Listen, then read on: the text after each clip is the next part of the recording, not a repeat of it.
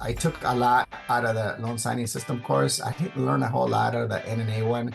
What is the most amount that you've made as a notary and the most amount you know someone else has made in 1 month as a notary?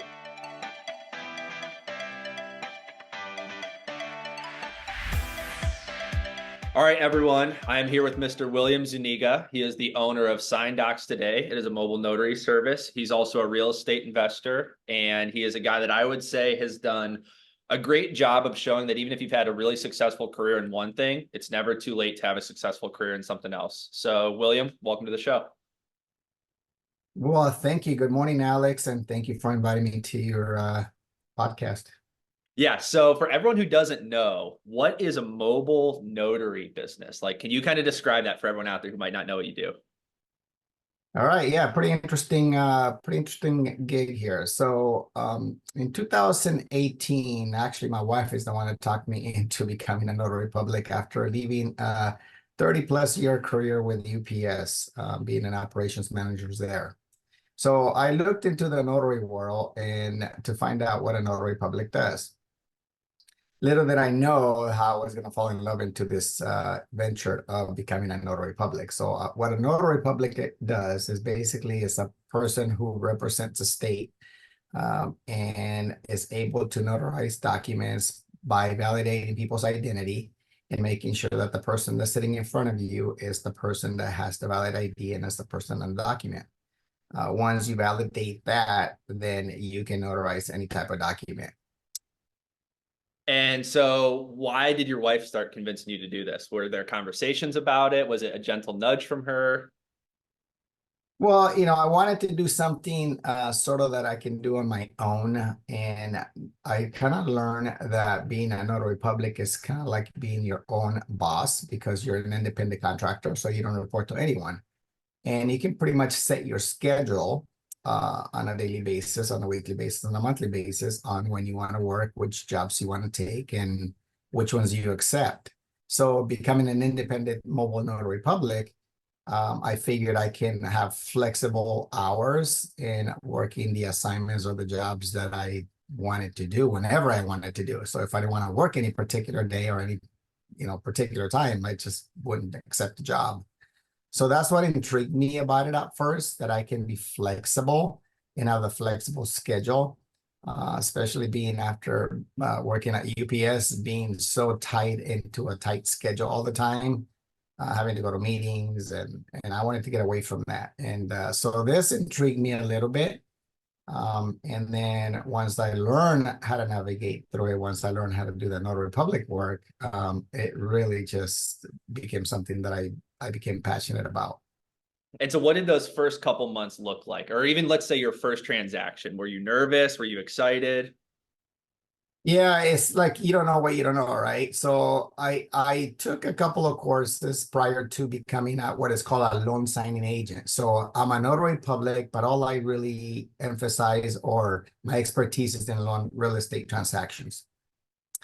And I thought I kind of knew how to do or how to walk a client through documents after taking a couple of courses, but and I would recommend anyone to take courses, not just become a notary public and thinking that you can do loan document signings. You have to get additional education to become knowledgeable at it. But so my first assignment, yeah, was nerve-wracking. I thought I knew what I was doing, and even though I kind of prepped the documents prior to the appointment, it literally took me over 2 hours to complete my first assignment. And I was nervous, completely nervous because I did not want to mess up somebody's loan or miss any signatures or dates or even a notarization stamp. So yeah, I was really, really nervous, and it took me over 2.5 hours to complete my first assignment.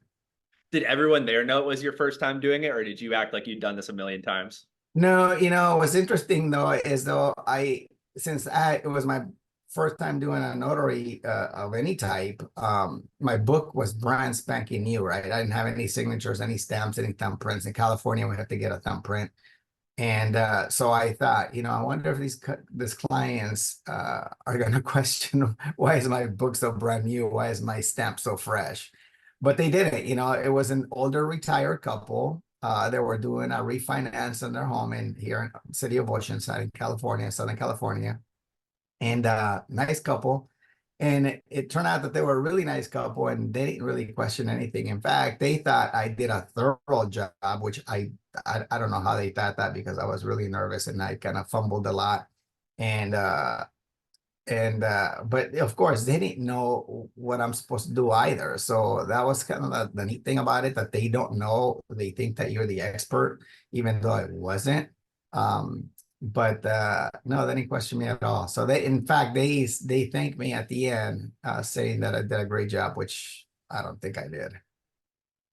Okay, so that was the first one, and obviously, maybe did you feel more confident after you did the first one? Like, what was number two and three like? Did you kind of start? Yeah, number two was a little easier, still nerve-wracking. It took me about 5 or 6 to really kind of get an understanding. Documents are very similar when you're doing refinances, and during that time, it was a lot of refinancing going on. So the documents are very familiar. The only thing that really changes is really the loan amounts and interest rates, payments, and property address. But for the most part, the documents are pretty much the same, depending on the lender. Some lenders add some additional documents. Some lenders add more documents. But I would say 80% of the documents are very similar once you see and understand what's in the packet. Yeah. And so back to the education thing. So I think that's important.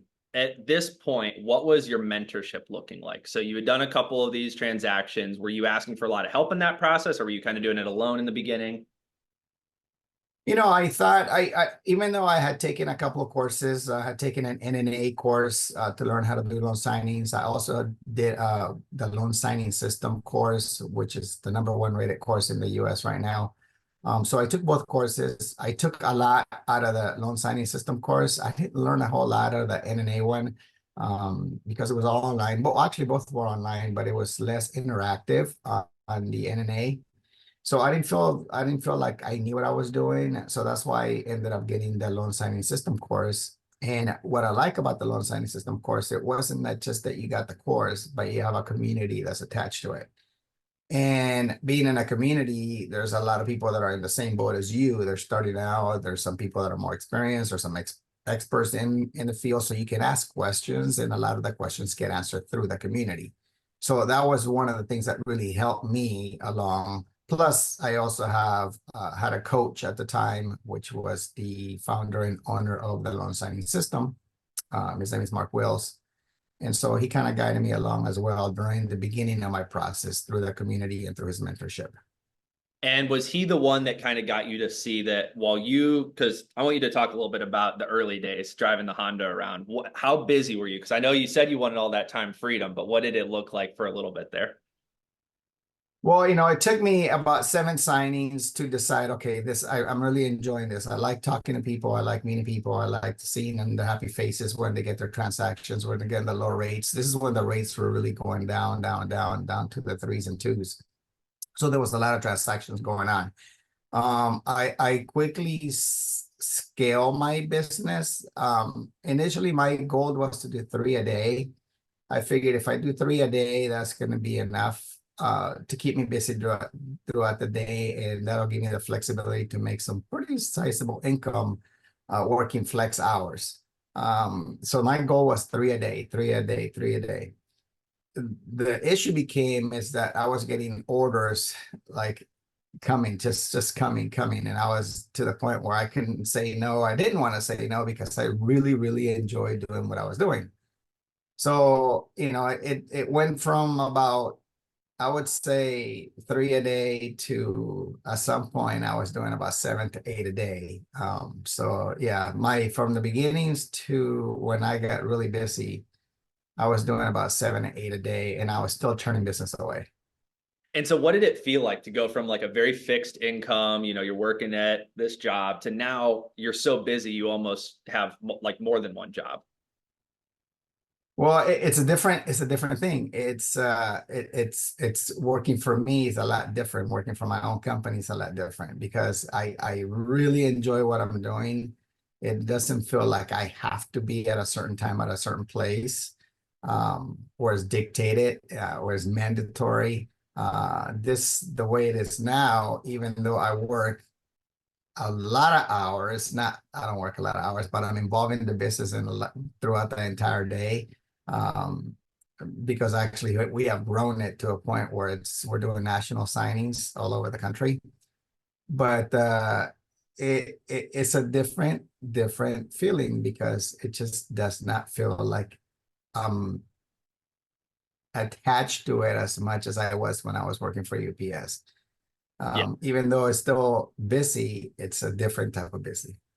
It's a little more energizing. Would you say that you weren't getting drained as often? You almost felt energized by the amount of work you were doing? Of course, yeah. I completely got energized because it was something new and it was something that I could see scaling it because I kept seeing it grow and grow and grow.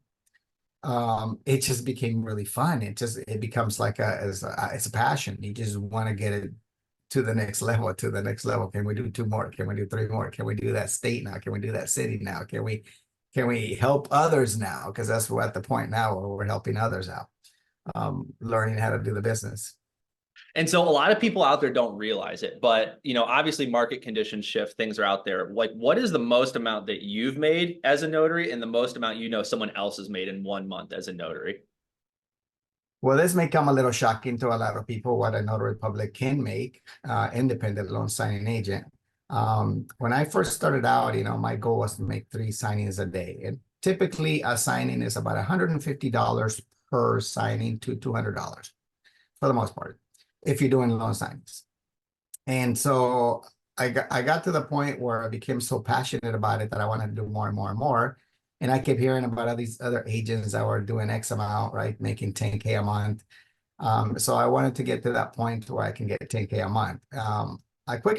That happened fairly quickly, actually, because there was so much business coming in. So to answer your question, what is the most I've ever made? There was a couple of consecutive months in 2020 that I reached over 30,000 a month. And so what does that day look like? I mean, are you just phone call? Like, how busy were you? Well, most of the assignments you get them the day before, so you kind of schedule them out and you kind of see your day, so you have a pattern on how you're going to do the appointment. Especially if you get to schedule them yourself, which I was doing at the time. I had enough clients that were giving me enough business that would fill up my day through refinancing, and most of them were really close to my house, so I can really just go do from one to the next to the next to the next. And it was during the COVID time too, so a lot of people were home, so it was easier to make these appointments because everybody was pretty much at home. It's a busy day. I would not recommend it to anyone. I did it because I was challenged to see if I can get to a certain level. And once I achieved it, I wanted to prove to myself that it wasn't just a 1 month thing. It was going to be I could do it another month. But I quickly realized that, that was such a busy day because I was working about 7 days. I was working 7 days a week in order to do that. I was working Sunday through Sunday, basically, for 2 months straight. And even though it's easy work, it's still there's still a lot involved, especially the driving that you're doing from one appointment to the next. That was a tiring part. So I would not recommend it to anyone, but is it possible? Yes. So I scaled back. I scaled back after I achieved that milestone of 30K a month. And then I started thinking about opening up my own signing national service. And that's how the idea came about, because instead of me doing the work, I wanted to have others do the work and start giving work to other people and then start my own business.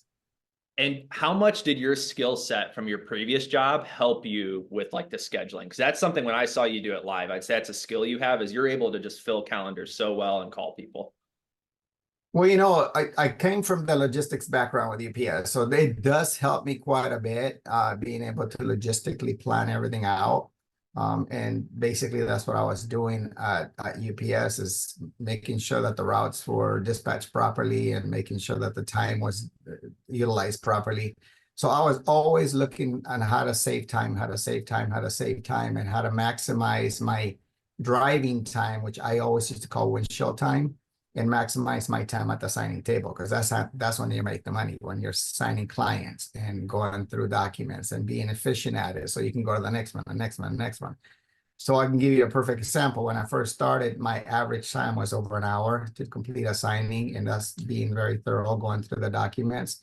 But once you get really good at it, I mean, I can do them in less than average 35 minutes or so for the most part, some even less, and still walking the clients through each of the documents, especially the important ones, and not missing anything. So yeah, you become very good at it once you start, once you understand the flow of the documents. Yeah. And so obviously you met a lot of people throughout this process too, not necessarily the people sitting at the table, but a lot of other business owners in that process. What was it like for you to kind of realize that networking, and I would call it relationship building, was a big element that is part of being an entrepreneur that maybe isn't as necessary when you work in a job environment?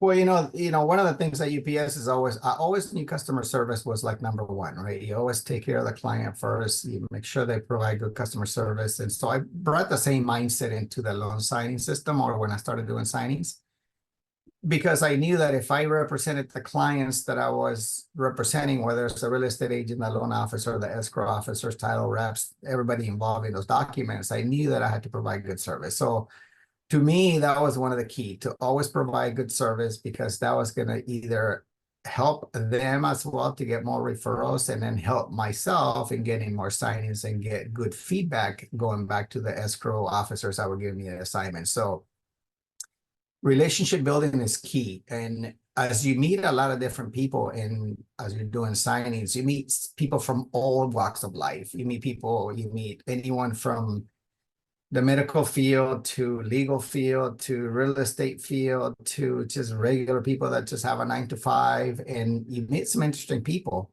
So I enjoy that. I enjoy that I was talking to different people all the time. And then as you're doing the signing, of course, you're having conversations most of the time, and those conversations, you kind of start learning from other people, what they're doing, what they do, and they ask you what you do. So building relationships has been one of the most important things, and things that I really enjoyed during this journey so far, meeting people and building relationships. And some of those, I would say, from knowing you, it's been interesting to see that you don't always know where they're going. Like, I think for everyone listening, there was a moment where Will was in the room with probably like 3 of the biggest marketers in the country, and was just talking to them as they were just another guy. And I think that's a superpower you have, is just treating people as people. But since you've met a lot of these, let's call them high caliber entrepreneurs, what have you realized about them as people? The one thing that I've taken so far from being a loan signing agent and meeting so many different people, and so many interesting people, and some people that are very influential, is that real estate is really the good, easy way, or the almost the best way to create wealth, meaning that you can start investing your money properly into the right real estate deals, and you can really make a lot of money in the real estate market. And that's one of the things that I took. Is I also met a lot of investors along the way that were doing just, deals all the time, over and over. And I can see how well they're doing financially. And I thought, this is very interesting. This is maybe the next chapter of my life. It's just, this has led me into the thinking of how to become a real estate investment person. So, which I always knew that that was a good thing, but I never knew the ins and out. And meeting some of these people during signings and events, and just being around them, it's opened up my eyes quite a bit. And does it make it seem more tangible when you meet them at an event to invest with them? Because we all see them online. Like, we all know there's a million people that you can fork 20, 50, $100,000 to, and they'll invest it for you. But what was it like getting to actually like see them and watch them operate in a room? Like, was trust a lot easier to build? Yeah, for me, it's trust is very important, and as you see these people, and they're just human beings, seeing them as human beings, not only when they're in front of a lot of people, but when they're just on their own, and just meeting them on the side and talking to them, you realize that they're just people just like you and I. And you start seeing the human side of them, and then you start seeing, okay, that's a person I can align myself with, because I just see their value, and I see what they have done, and I see how trustworthy they are. And the more you see them, the more you talk to them, and the more you engage with them, you realize, okay, that's the person that you want to invest with, or that's the person that you want to associate yourself with, because they are actually a lot better than you are, and they're giving you the right guidance. on the same token, you also see other people that you don't want to align yourself with that could be in the same level, but they just don't have the same values as you or don't seem as trustworthy as you. So I tend to align myself to the people that that I can connect with easily, that are doing successful things. But yeah, you see the good and the bad, but I've aligned with myself with some good quality people so far. And who have some of those people been for everyone listening? Like, what have been some of the investments where maybe you were nervous to do it, but since you've taken that leap of faith, you feel confident in your actions? So one of the first ones, as I started networking some more and growing my business, I started going to these events by San Diego Real Producers. And at these events, they had some key, during some events, they had some keynote speakers, right? And one of the ones that I first started seeing and following and kind of admiring to see what he was doing was Justin Brennan, investor here in San Diego. His family was also in real estate investing. And I started following him not only just on his events that he was engaging and speaking at, but also in social media. And hold and behold, he had a deal that he was going to do here in San Diego in a 78-unit apartment complex. And I thought, maybe this will be my first step to get into investing without having to be deep into it, and just joined his syndication as an investor, as a syndicate. And so I took my first investment with Justin here in a 78 apartment complex unit, not too far from my house. I would say a half hour from my house, and the project's going pretty well, and it's going to be a good return on that investment. And so how does that work? So you're paying an amount to him. They're going to go obviously add value to the building, probably raise rents. And then do you get paid a chunk out of the refinance, or is it like a monthly or quarterly payoff? Well, this particular one is actually they're doing a whole lot of renovation on the whole entire complex. And you're right, that's one of the things, is to increase the rents on all the units because they were undervalued as far as the rents go, and especially in this particular area. So at the end of 3 years, there is going to be a payout. Either they're going to refinance the property, sell the property, depending on how, the investors decide, and that's going to be the payout. The reason why I also did it was not only just for the investment part, because I knew there was going to be an upside to that, and I was going to be able to make a good profit on it, but it was because of the tax opportunity breaks that you get. Because I was looking for opportunities to be able to invest in real estate, not be deep into it, let my money work, but also get the tax benefits from it. And that's the main reason why I did it, just to start having some extra write-off opportunities through investing in real estate. So are taxes a little rough in California, is what you're telling me? Yeah, rough. Yeah, rough is to say the least. And actually, they're getting worse. Yeah, I mean, a lot of people out there, I know I work with people in different states, but for you right now, do you actually know what the percentage is in California? Yeah, well, if I could tell you the newest, it's over 30%, but they're actually proposing a 44% tax hike on any capital gains, whether it's a business sale or any real estate transaction. 44.4, I think it is. And you've lived in California your whole life, is that correct? Pretty much, yeah. Pretty much my whole life, since about 12 years old, yeah. Okay, and where were you before 12? Before 12, I was in Nicaragua. My parents are from Nicaragua. Okay, so going back a little bit, I was born here in the US in Los Angeles. But when I was 1 year old, my parents moved back to Nicaragua. My dad started his own business up there. But in the late 70s, mid 70s, late 70s, everything started going wild down there. So my parents decided to come back. And that's when we came back. I came back here in the 80s. Yeah, so yeah. And does having a dad as an entrepreneur help you? Like, do you think that's why maybe you've had this bug of like, oh, I need to try it myself? I was young when my parents had that business, so I really didn't see a whole lot of it. But I always knew that he was always looking into that, to being his own, having his own businesses. So I kind of always kind of wanted that. even though I working at UPS, I felt like I was my own boss, even because I had different jobs and I kept moving along in the company. But uh, the corporate structure is not the same as being your own boss, not at all. What are some of the daily differences? If someone out there is in a corporate job and maybe they're getting paid well, but they have that same itch as you, what are some of the freedoms you have on this side? Well, the number one, it's that I don't have to get up to go to a conference call first thing in the morning. So that's a plus right there. I get up when I get up and I have my schedule set.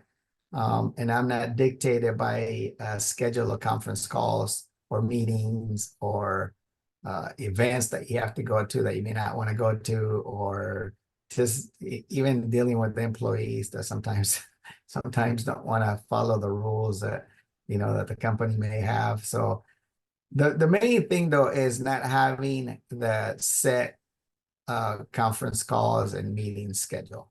I used to hate that because there were no value in some of them. You go to a meeting and you participate for 10 minutes out of a 2 hour meeting. And that I just didn't see the value. Now time is so valuable to me that 10 minutes is like I can do a lot in 10 minutes instead of just listening to someone else talk. And what about your stress level? Like out when, let's say when you're not doing signings, you're not at a networking event, do you feel like your stress is lower in this role that you're in currently? Oh, completely, completely, because I have full control. The only time that you don't have full control is when you assign a job to someone else. But if you know that they're trained notaries or loan signing agents that are handling the signing, you don't worry about it. The only time there's some kind of a stress level on this new venture is that when you have somebody brand new, and that they may not be as well versed in the documents, but they always have the lifeline of texting you, calling you, or asking questions. With technology now, they can just text a picture of a document if they have a question on it. So it's not as stressful, I would say. So the stress level is completely different. In fact, I almost see it as no stress, no stress on this job. And what are some of the things you've done in your personal life that maybe were just a result of being around better people? Like I know you've been in a few masterminds, and what has that been like for you? Just going to masterminds has been eye-opening for me. Because when I was working under the corporate world of UPS, you kind of just deal with the people within your corporation. And even though you start seeing how the structure works, you don't have the same the same vision because it's so specific to that company, to the vision of the company, right? So you're just following whatever processes and procedures are in place for that company that you're working for. When you go outside of that and you start working on your own, you start seeing the perspective of a lot of different people, a lot of different visions, and it kind of opens up your mind to like what could be, what may be, what the possibilities that you can also do as well, because you're not limited to that one structure. Now you're open to a lot more and a lot of different visions, and you see the creativity of so many others that it starts giving you more creativity for yourself. So you start seeing the possibilities. They're just abundant when you start meeting different people from different parts of a different industries that are trying to get into their own businesses. So going to networking events, it's a great thing because you meet so many different people that are just in their own space. And are you a guy that gets nervous before networking events, or are you excited, or both? There's always nerves, but nerves don't bother me. I mean, it's just talking to people and just meeting people, being open-minded and listening to what what they have to offer. Sometimes you meet some very interesting people and you just want to listen to them. Sometimes you just see the people and you can wash out the people that are not just going to be impactful at all, or the people that are just trying to sell. I usually tend to walk away from the ones that are just trying to sell because if I'm not interested in that particular sell, I'm not tuned in, I'm not engaged. Yeah. But yeah, I would say networking has been one of the most beneficial things that I've done since I've gotten into this notary business.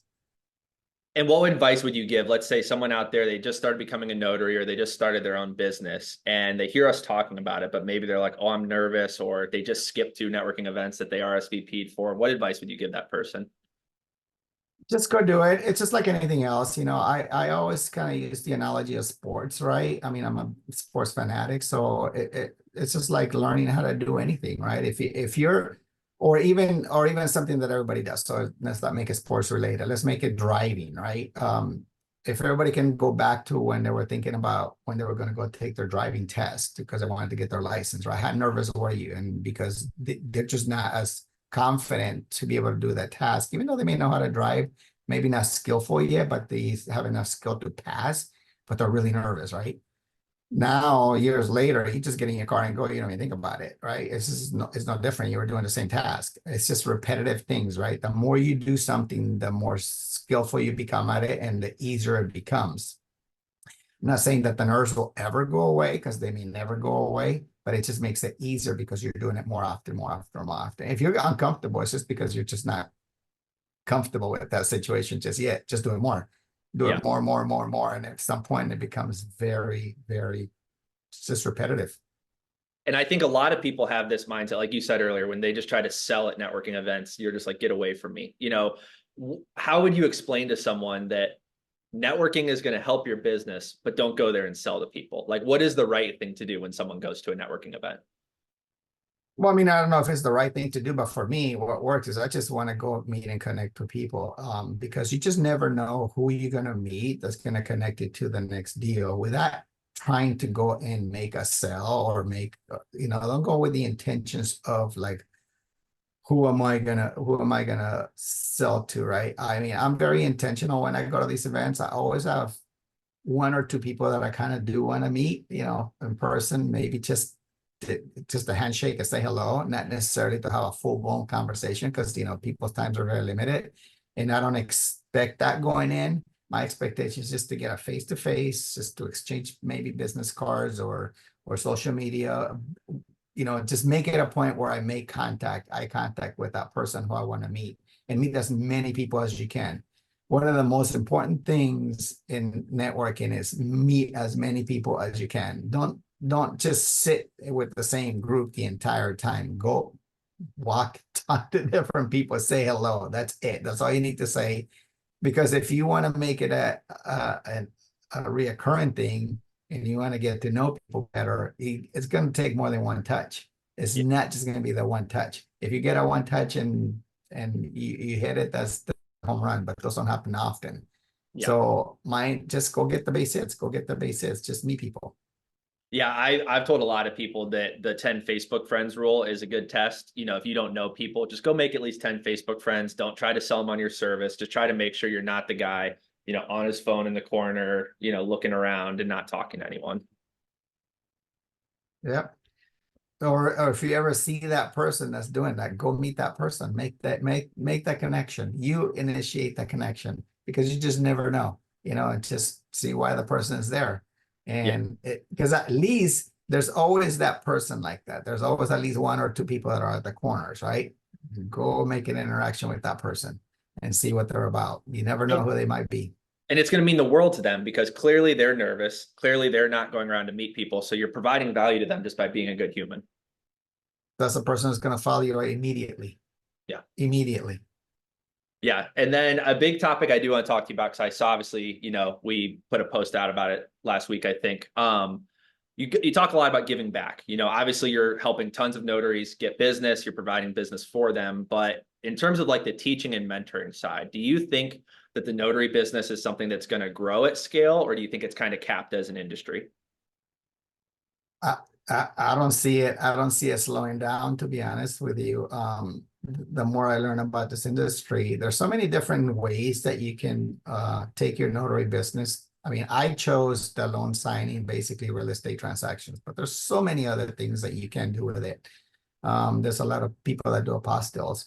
There's a lot of people that do living trust. There's a lot of people that do just what's called general notary work. They just do any type of document notarization, right? There's so many different ways. There's a billion transactions a year that happen and with notarizations in the US, billion transactions. And there's no matter how the economy is, whether the rates are low, whether the rates are high, people are going to buy and sell no matter what. There is going to be new constructions. There's going to be new with ADUs being added nowadays. There's going to be new. There's so many different things that are going on in the real estate market that there's always going to be the need for notaries. No matter where you drive to, no matter what street you're in, no matter what state you're at, if you drive down and there's anything with a roof on top, they needed a notary to finalize that deal. And if you see a high rise and they're all condos, every single one of those condos needed a notary to finalize that deal, regardless of who owns it. So there's always going to be work, in my opinion. And just imagine if the rates ever go back down again from the sevens to, let's say, the fours and the fives, everybody that's bought in the last 2.5 years is going to go through a refinancing boom again. So regardless of the economy, regardless of the rates, there's always work in the notary business, in my opinion. So the people that don't stick with it are the people, just like anything else, right? There's people that jump in when things are hot, and then when it gets lower, most people go out, right? It's just like any business. But if you stick with it, it's a really hidden gem. It really is. It truly is a hidden gem. And so then moving forward, let's say the rest of 2024, but also the next few years, what are you most excited about within your business and just for your industry in general? Well, for 2024, I want to continue to scale. So far, we have been scaling every year, even though the rates, well, I started my business in 21 as far as the company. And I've scaled the business. 2022 was better than 2021, of course, because it was a full year. 2023 was better than 22, and 2024 was scaling at a higher pace than 23. So